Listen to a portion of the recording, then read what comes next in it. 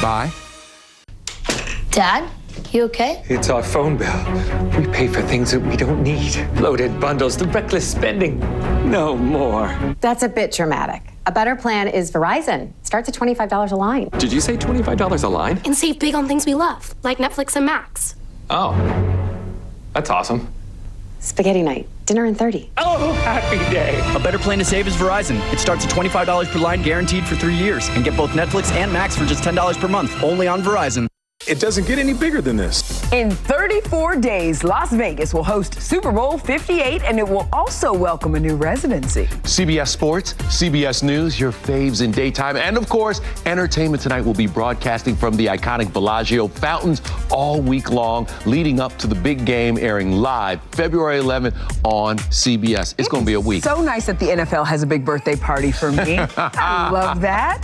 Now listen, before we go, there is a lot of buzz surrounding the movie Saltburn, and it all has to do with star Jacob Elordi and a certain bathtub scene. Oh, boy. I'm just gonna leave it at that. Please leave it. Happening now. A series of cold fronts moving through. The first was today. 2 more on the way. Get ready for some strong winds, not just tonight, but even down the line. I'll see you in a bit. The Secretary of Homeland Security at the border today, and so are we. He's there to see border enforcement efforts after the recent influx of migrants at Eagle Pass. Buy now, pay later. A lot of people use that plan to buy holiday gifts. Now those payments are coming due.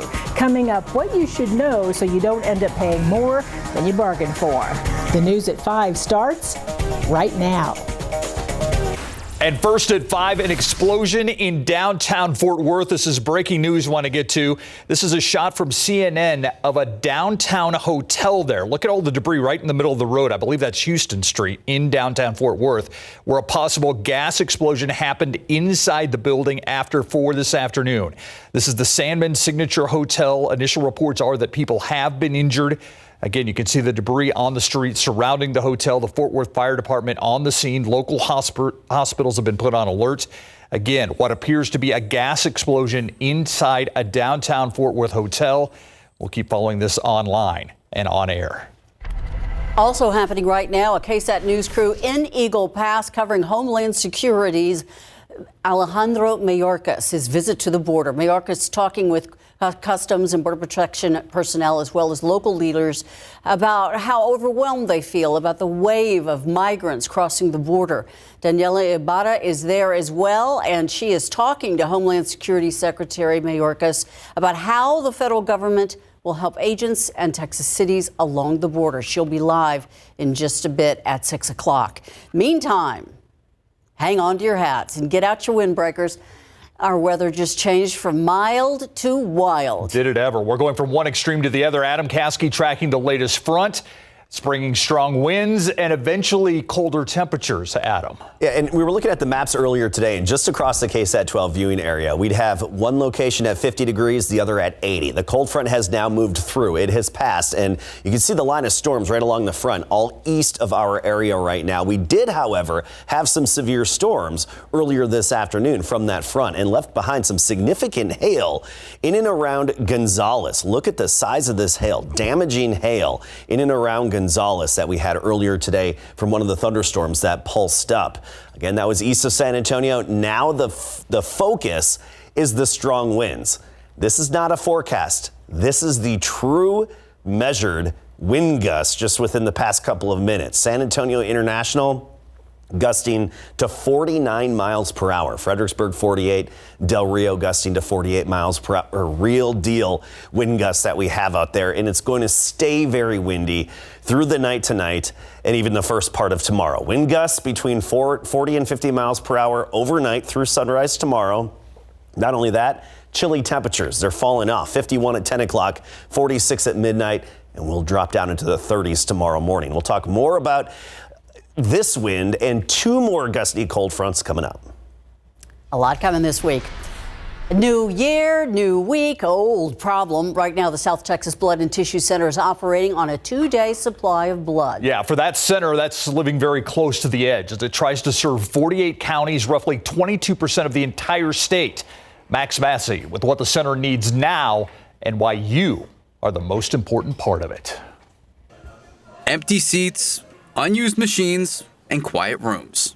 So we started this Monday morning at the South Texas Blood and Tissue Center, but looking around, we were waiting for donors to show up. We're told this is actually pretty typical for Monday morning, a real sign of the pervasive issue in and around our area, and it is so bad that South Texas Blood and Tissue, they're actually having to import blood from other blood banks. Sometimes when the blood supply gets critically low, we work with other partner community blood centers to basically share resources. It's a temporary Band-Aid for a big problem. Not enough local donations. Eventually, a couple donors did trickle in, donors like Anthony Martinez. Just to help people and give back to the community, and you never know when, one of your families may need some, so it's the way to give back. The hope is that more people step up and help out like Anthony. You can see here that it's not very full. After the holidays, we normally see a decline in the number of blood donors that come out. Weather like this and weather like last week also impacts the number of donors that come out. That hope, it's evident through these big renovations that this facility just underwent. We needed to expand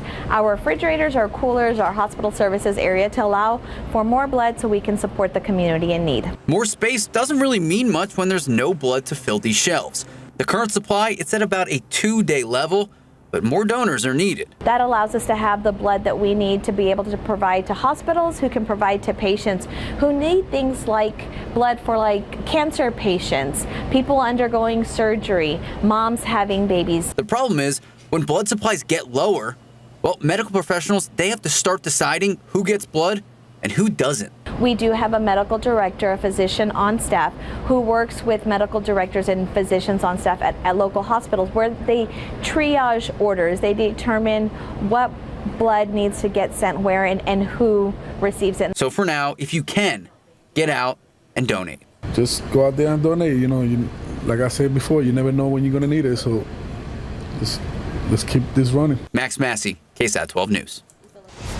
He's accused of hitting a man with his car and leaving him to die on Bandera Road 3 months ago. That man is now in police custody. Police say surveillance videos and GPS records helped them track down the suspect. SAPD investigators say 55-year-old Fernando Castro Alvarez was taken into custody. The incident happened back in October in the 700 block of Bandera Road near St. Cloud.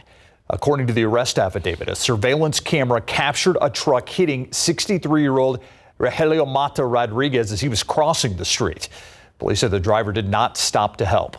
Rodriguez taken to the hospital where he died. Investigators say video also shows the truck turning around and parking in a nearby parking lot. They say the driver pulls off when the emergency lights approach the scene. Detectives identified Alvarez as the driver, questioned him twice, saying his answers were, quote, inconsistent, end quote, but say GPS records place his cell phone at the scene of the crash. He's charged with DWI. His bond at $85,000. Excuse me. Lawmakers on Capitol Hill face critical government funding deadlines as they return to Washington this week. While party leaders did reach a deal on top-line spending numbers over the weekend, more work remains to avert a shutdown. Our Washington correspondent, Julia Benbrook, with the latest bipartisan deal and the deadlines to keep government running. She's live from the Capitol with what's at stake. Julia. Good evening, Ursula and Steve. Well, there is a lot to do as Congress returns from holiday recess, and the stakes are high as they face not one but two government funding deadlines. Now that leadership has come to an agreement on those top line numbers, members need to discuss the spending specifics. I have excellent news on government funding. Yesterday, I announced with Speaker Johnson that congressional leaders have reached a top line agreement for government funding for the 2024 fiscal year. Over the weekend, Senate Majority Leader Chuck Schumer and House Speaker Mike Johnson agreed to $1.59 trillion in overall government spending for fiscal year 2024, with $886 billion going to defense spending and $704 billion to non-defense spending. We've been negotiating in good faith all through the holidays, every day over the holidays, except for Christmas. Coming to this agreement is an important first step, but experts point out there are still challenges ahead for Johnson, who is still new to this role. He faces the same challenges that Kevin McCarthy faced and any other Republican speaker was going to face. An incredibly historically small majority where few members are able to jump ship and then be able to pass legislation. The far-right House Freedom Caucus, a group that played a key role in ousting Johnson's predecessor, Kevin McCarthy, says the top-line deal is a, quote, total failure and is calling for more dramatic spending cuts. The stakes of the House negotiations are high for individual members, as each one looks to tout legislative wins ahead of the 2024 elections. Every single seat is up for re-election, and they're always looking through the lens of what is good for me electorally, what is good for our party electorally.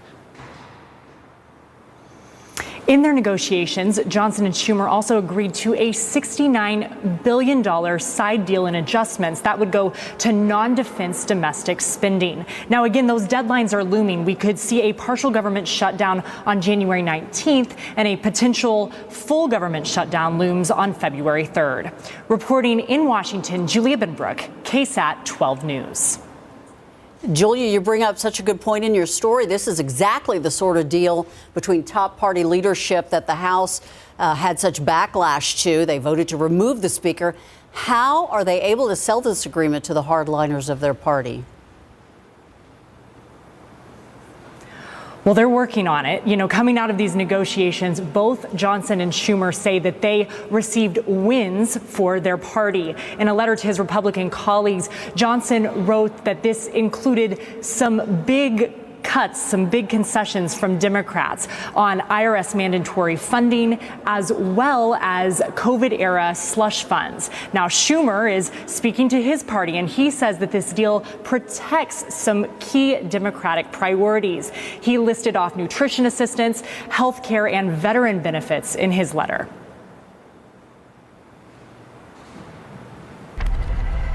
We'll follow it. Thank you, Julie. San Antonio firefighters engaged in an hour-long fire battle this morning on the city's east side. Besides burglar bars, they say that low water pressure from water hydrants added to the issue. Fire crews were called out to this vacant home on Toledo Street off of Montana Street just after 5 this morning. They say despite the burglar bars on the doors and windows, someone was still able to get inside this home and start the fire. Firefighters initially told us the fire hydrants in the area were not putting out enough water for what they needed to put out the fire. They say their aerial ladder truck was able, though, to tap into a water hydrant that could. And combined with their water supply on the trucks, it allowed them to put out the flames. Another fire has arson investigators sifting through debris, searching for what caused the back wall of an H-E-B store to catch fire. It happened at the H-E-B on Petrenko Road, not far from Rousseau Road, just before 10 last night. Firefighters were able to put the flames out quickly. No injuries reported. Right now, fire investigators suspect an electrical problem may have sparked that H-E-B fire. Live look outside with TransGuide. We're looking at I-10 and Callahan. This is the westbound lanes look to be a bit clogged up on that exit ramp as it's trying to get up on 281 area. Again, this is I-10 at Callahan West. Trying to get that 410 traffic moving along. Still ahead on KSAT 12 News at 5. During the holiday shopping season, a lot of people opted to buy now, pay later to get the perfect gifts. Now, it's time to pay up. Consumer Reports why making late payments or skipping payments could cost you big.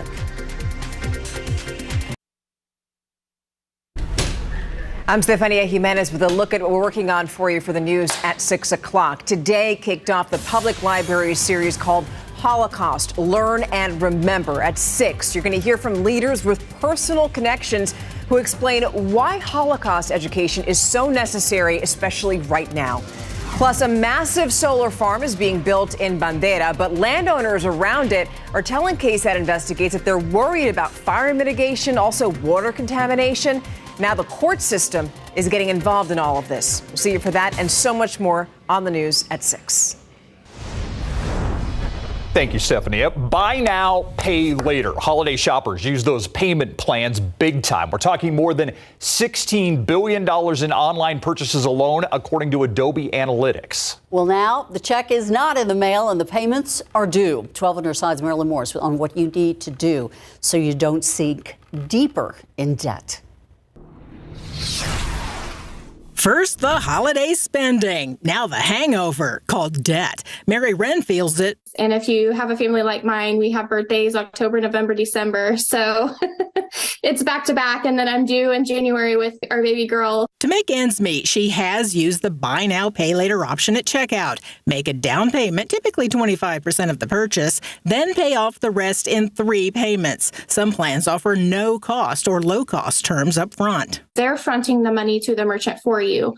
So you're paying them back in the long run. Now that the gifts are open, the payments are due, and that can get expensive if you miss a payment or you don't pay in full on time. Late fees can range from a couple bucks to 25% of the loan, and late payments may hurt your credit score.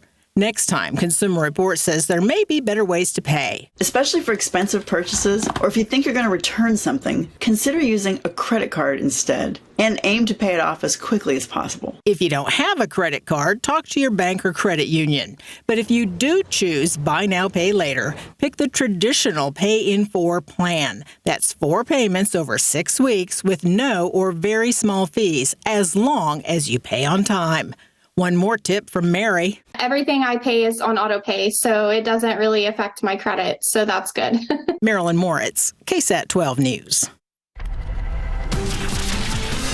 Take a live look outside right now with live cam, and you can't tell it from this picture, but just over the road there at the airport, 49-mile-an-hour winds, Adam Paskey. They have bolted this camera down pretty good. Yeah, right. This is one of the newer models of cameras that has a better housing, basically, and doesn't wobble as much like the older ones. But it is very windy outside. Your trees will be shaking and dropping what's left of their acorns, those oak trees, and you're going to notice these strong gusts combined with some colder temperatures, even to start the day tomorrow. So a bit of a wind chill to talk about as well, and some dust in West Texas being picked up by this storm. I'm going to show you that and where it's going here in a moment. First, let's talk about our headlines.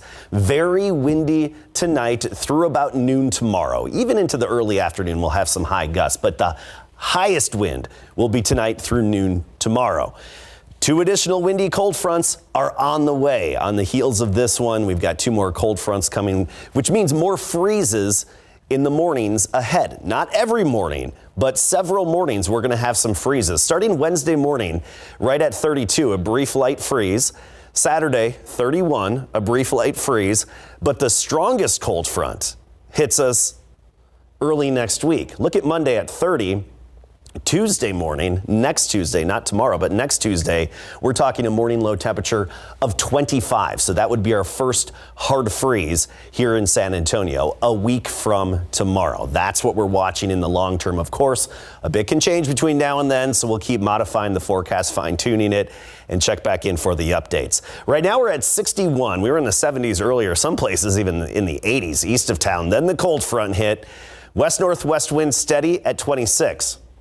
There's that wind gust Steve just mentioned, 49 miles per hour. That's a recent wind gust measured at San Antonio International Airport. Del Rio, pretty much the same, gusting to 48.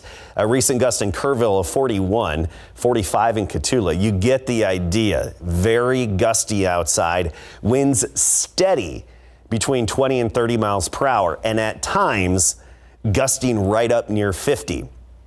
Here's our futurecast as we go through the night, and I'm going to pause it right here at 1 a.m. Bulverde could be gusting to 50 miles per hour. Helotes as well. We've got a forecast of 50 miles per hour gusts overnight tonight and into the early morning hours tomorrow. Look at 7 a.m. Still gusting at times around 30 miles per hour, and then midday tomorrow gusting up to 40. By tomorrow afternoon, the wind is quickly going to shut off. Look at 7 p.m. tomorrow. Gusts, we're talking 5 miles per hour. So calming winds late in the day tomorrow. Just windy tonight through the first half of the day tomorrow on Tuesday. All right, let's talk temperatures. Around here, 50s and 60s. 50 is in the hill country, 60s elsewhere. But this is a real deal cold front. Look at Brownsville at 77, Corpus Christi 75. Then we get up into Lubbock at 32, Amarillo at 24. Real deal front with the snow on the cold side of this in the Panhandle. Another round of snow. They just had some last week. Here comes another round of snow for the Panhandle. They're getting it right now. This is a wide-reaching system that's pushing eastward with the severe thunderstorms possible along that cold front. Right now, that severe activity is in Houston. It's moving away from us. I know we got a taste of it earlier, but it's moving away. I want to show you the higher resolution satellite imagery. Here we are in San Antonio, right here, middle part of the screen. There's the dust that's getting kicked up in West Texas. I anticipate that dust to make it here by tonight and into tomorrow. We'll have a little extra dust to go with the mountain cedar. 38 in the morning, but feeling like we're in the low to mid 20s because of the wind. 58 for the afternoon high. Calming wind tomorrow afternoon and evening will make it right to near 60 degrees for the high temperature. And then looking ahead, Thursday night, another front, Sunday night, another front. We'll talk more about those along with rainfall totals and a 3D look at that hail coming up at 6. That's crazy, that hail. Thank you. All right, Cowboys and Texans in the NFL playoffs. It's awesome for the state of Texas. Lots of playoff football ahead. The first round of the NFL postseason is shaping up to be drama-filled, like Mike McCarthy and the Dallas Cowboys facing McCarthy's former team of 13 seasons, the Green Bay Packers. And it feels like everyone is rooting for the Houston Texans this year, and it's hard not to like them. C.J. Stroud talks about his love for head coach DeMeco Ryans coming up right after the break. Football coverage brought to you by Davis Law Firm. The 2-seed Dallas Cowboys finished the regular season with a 12-5 record for the third straight year and will face the 7th-seeded Green Bay Packers on Super Wildcard Weekend. The race for the NFC East title came down to Week 18, and the Cowboys clinched the division with a 38-10 win at Washington. This was supposed to be a rebuilding year for Green Bay, but late-season wins over the Panthers, Vikings, and Bears propelled them into a playoff spot. The last time the two franchises met in the postseason, Dallas head coach Mike McCarthy was on the opposing sideline. McCarthy coached Green Bay from 2006 to 2018. I mean, I've had a good year. I haven't watched them a whole lot, but yeah, the drama of it, I'm sure you guys will love. I will not participate this year, but no, it's playoff time. It doesn't matter who we play, to be honest with you. McCarthy is 1-2 in the playoffs with the Cowboys, and here is the wild card round matchup for Dallas. It's the Cowboys versus Packers. Kickoff is next Sunday at 3:30 in the evening from AT&T Stadium. Well, the Houston Texans have had an incredible season behind their high-powered offense and rookie quarterback C.J. Stroud. In Saturday's showdown against the Colts, Stroud had his 8th multi-passing touchdown of the game and finished the regular season with 23 touchdowns and over 4,000 passing yards, including that 75-yard bomb to Nico Collins on the first play of the game. Stroud joined the Pat McAfee show today to talk about the impact head coach DeMeco Ryans has had on the franchise. I think DeMeco was a perfect person for this job. He was the one, when I met him, he was like, this is the only job he wanted, to be a head coach, because he played for the Texans. He wanted to uplift the city of Houston. So I would say, man, like, if you're looking for a head coach, you want to look for somebody who cares about the city, cares about winning, cares about his players, has been in the position before that he's done that before, you know. So we need a new shower heads. He got us new shower heads, you know. So like, just little stuff. And some head coaches might not care about baby that. face move. Yeah. No, yeah. So like that even like it's a small thing that makes your players want to play for you a little harder, you know. Well, that extra motivation will be useful this Saturday when the Texans host the Cleveland Browns for an AFC wildcard playoff game at NRG Stadium. Kickoff is at 3:30. We'll be right back after the break. So just heard from the Weather Service. Get this, Laughlin Air Force Base gusted up to 59 miles per hour at 4:18 p.m. Over half an inch of rain in some parts of our area. We'll see you coming up at 6 with more updates.